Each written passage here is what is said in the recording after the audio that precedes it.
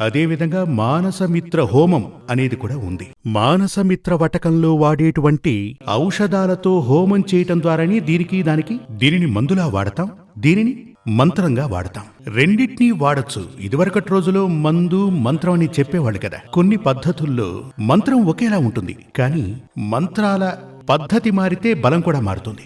మనం పురాణాల్లో చూసి ఉంటాం కదా, రాముడు విల్లు సంధిస్తాడు. ఒక మంత్రాన్ని జపించి విల్లుని సంధించినప్పుడు అక్కడ భయంకరంగా నిప్పు కురుస్తుంది. ఇదే ఆగ్నేయాస్త్రం. మళ్లీ మరో బాణాన్ని తీసుకొని ఓ మంత్రాన్ని జపించి సంధిస్తే అక్కడ జలం వస్తుంది. ఇదే వరుణాస్త్రం. అంటే అస్త్రం ఒకటే, మంత్రం మారినప్పుడు ఫలం కూడా మారుతుంది. అదే విధంగా పద్ధతులు మారినప్పుడు మంత్రం ఒక్కటే అయినా ఫలితాలు మారుతాయి. ఇప్పుడు మనోబలం లేకపోతే, భయం ఉంది అంటే దానిని మార్చుకోవటం కోసం మనోబలాన్ని పొందటానికి పరిహారాలు చేయాల్సి ఉంటుంది. ఆ పరిహారాల్ని మీరు